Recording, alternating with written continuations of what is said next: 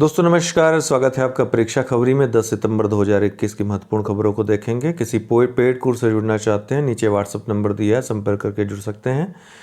ऑस index 2021 Australia India exercise 2021, ये चौथा संस्करण हाल ही में भारत और ऑस्ट्रेलिया के बीच जो संयुक्त नौसैन्य अभ्यास है ऑस इंडेक्स 2021 संपन्न हुआ।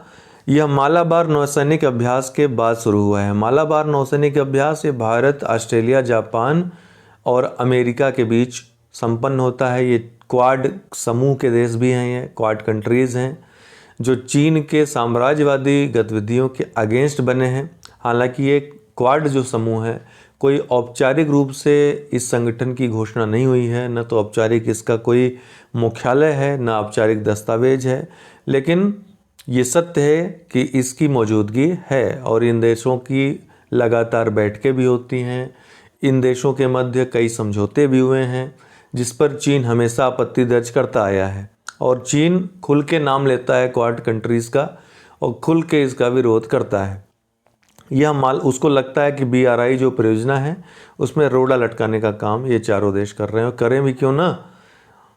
खुद चाइना भी तो यही कर रहा है और दूसरा करता है तो उस पर जो है नाक बहुत सिकोड़ता है अपना। यह एक प्रमुख द्विवार्षिक द्विपक्षीय अभ्यास है जो पहली बार वर्ष 2015 में भारत में आयोजित किया गया था, ये ध्यान रखिएगा। वर्ष 2021 का जो ये युद्धाभ्यास है ऑस्ट्रेलिया में हो रहा है। इसका उद्देश्य हिंद प्रशांत क्षेत्र में शांति, सुरक्षा और स्थिरता को बढ़ावा देने वाली क्षेत्रीय तथा वैश्विक सुरक्षा चुनौतियों के प्रति साझा प्रतिबद्धता को मजबूत करना है।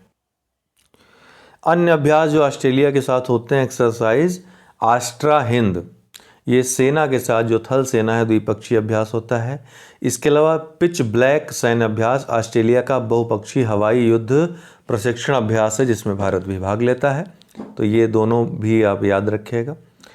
प्राण पोर्टल स्वच्छ वायु कार्यक्रम जो भारत सरकार द्वारा चलाया गया था, उसकी निगरानी के लिए प्राण पोर्टल अभी पर्यावरण, जलवायु और वन और जलवायु परिवर्तन मंत्रालय ने लॉन्च किया है। नाम याद रखिएगा, बहुत महत्वपूर्ण है।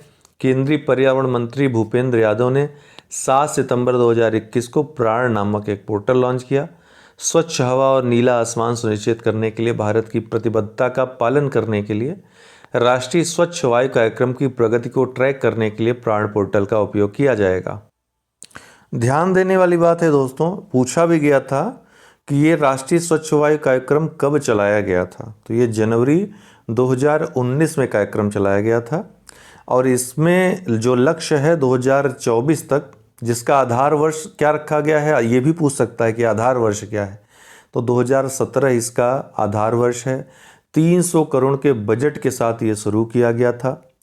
PM जो 2.5 है, PM10 है, जो प्रदूषक हैं, पार्टिकुलेटेड मैटर प्रदूषक हैं, उसके कंसंट्रेशन में 20 से 30% तक कटौती का लक्ष्य 2024 तक रखा गया है। तो इस तरह से देश भर में वायु प्रदूषण की समस्या से पार पाने के लिए यह एक दीर्घकालिक समयबद्ध राष्ट्रीय स्तर की रणनीति है। ठीक है, अब इसकी निगरानी के लिए, इसको ट्रैक करने के लिए प्राण पोर्टल ये जारी किया गया है। बिजनेस ब्लास्टर्स कार्यक्रम क्या है, तो दिल्ली के उप मुख्यमंत्री मनीष सिसोदिया ने 7 सितंबर 2021 को बिजनेस ब्लास्टर्स कार्यक्रम शुभारंभ किया। उद्देश्य क्या है, छात्रों को व्यवसाय शुरू करने के लिए बीज धन उपलब्ध कराकर स्कूल स्तर पर युवा उद्यमियों को विकसित करना है। इस कार्यक्रम के तहत कक्षा 11 और कक्षा 12 के छात्रों को अपना व्यवसाय शुरू करने के लिए 2000 रुपये की बीज राशि प्रदान की जाएगी। नाम याद रखेगा, बिजनेस ब्लास्टर्स कार्यक्रम, दिल्ली सरकार ने। बुजुर्गों की बात देश के साथ कार्यक्रम, ये क्या है, तो संस्कृति मंत्रालय, सबसे पहले तो ये ध्यान रखिए कि कोई कार्यक्रम, कोई योजना, उसका मंत्रालय कौन है, तो संस्कृति मंत्रालय इसको शुरू किया है। केंद्रीय संस्कृति मंत्री कौन है, किशन रेड्डी गंगापुरम ने IGNCA नई दिल्ली में केंद्रीय संस्कृति राज्य मंत्री अर्जुन राम मेघवाल के साथ बुजुर्गों की बात देश के साथ कार्यक्रम शुरू किया।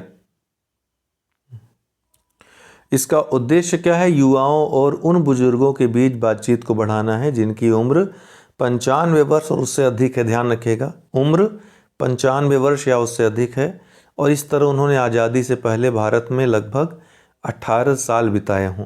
ठीक है, तो ये बुजुर्गों के बाद देश के साथ कार्यक्रम संस्कृति मंत्रालय द्वारा।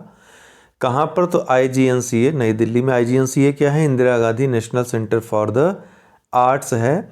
इसी में नई दिल्ली में जो कि स्थित है, केंद्रीय संस्कृति मंत्री ने शुभारंभ किया। मनोहर लाल खट्टर ने अनाउंस किया है प्राण वायु देवता पेंशन स्कीम। ध्यान रखिएगा, प्राण वायु देवता पेंशन स्कीम हरियाणा सरकार ने ये स्कीम लॉन्च की है। इसके तहत खट्टर सरकार ने 75 वर्ष से ऊपर की उम्र वाले पेड़ों को पेंशन देने की योजना बनाई है। इन पेड़ों की देखभाल करने वालों को सालाना 2500 रुपये पेंशन देने का फैसला किया गया है। बात ध्यान रखिएगा, पेड़ों को पेंशन देने की योजना बनाई है। Account aggregator HDFC bank, ICICI bank और एक्सिस बैंक सहित भारत के 8 सबसे बड़े बैंकों में अकाउंट एग्रीगेटर सिस्टम की शुरुआत की गई है। अकाउंट एग्रीगेटर किसी अनुबंध के तहत, किसी बॉन्ड के तहत अपने ग्राहक से संबंधित वित्तीय जानकारी हासिल करने या एकत्र करने की सेवा प्रदान करने के व्यवसाय में लगी गैर बैंकिंग वित्तीय कंपनियां होती हैं, नॉन बैंकिंग फाइनेंशियल कंपनी होती है। यह इस प्रकार की जानकारी को समेकित और व्यवस्थित करने तथा बैंक द्वारा निर्दिष्ट किसी ग्राहक या किसी अन्य वित्तीय जानकारी उपयोगकर्ता को यह जानकारी उपलब्ध कराने का कार्य भी करते हैं। यह नई प्रणाली बैंकों, कर अधिकारियों, बीमा कंपनियों और अन्य वित्तीय फर्मों को अपने संभावित ग्राहकों के बारे में बेहतर समझ प्राप्त करने, सूचित निर्णय लेने और आसान लेन देन सुनिश्चित करने के लिए ग्राहकों जिन्होंने अपनी सहमति प्रदान की है उनके डेटा को एकत्रित करना संभव बनाती है। सहमति को महत्व दिया गया है। यह प्रणाली ग्राहकों को अपने वित्तीय डेटा को आसानी से एक्सेस करने और साझा करने में भी सक्षम बनाएगी। अकाउंट एग्रीगेटर फ्रेमवर्क है क्या? तो इसका निर्माण वित्तीय स्थिरता और विकास परिषद FSDC की एक पहल के माध्यम से RBI और भारतीय प्रतिभूति और विनिमय बोर्ड, बीमा नियामक और विकास प्राधिकरण और पेंशन फंड नियामक और विकास प्राधिकरण सहित अन्य नियामकों द्वारा एक अंतर नियामक निर्णय के माध्यम से किया गया था। अकाउंट एग्रीगेटर के लिए लाइसेंस RBI द्वारा जारी किया जाएगा। ध्यान रखिएगा, लाइसेंस RBI जारी करेगा। वन लाइनर में BCCI ने T20 वर्ल्ड कप 2021 के लिए भारतीय टीम का मेंटर मार्गदर्शक किसे नियुक्त किया है? बहुत महत्वपूर्ण प्रश्न है। महेंद्र सिंह धोनी को। भारत के किस गोल्फर को खेल में शानदार उपलब्धियों के चलते दुबई का प्रतिष्ठित गोल्डन वीज़ा प्रदान किया गया है? जीव मिल्खा को। जीव मिल्खा को गोल्फर, ये गोल्फ खेलते हैं और उसमें शानदार प्रदर्शन के लिए दुबई का प्रतिष्ठित गोल्डन वीज़ा प्रदान किया गया है। तो ये था आज की महत्वपूर्ण खबरें। बहुत बहुत धन्यवाद।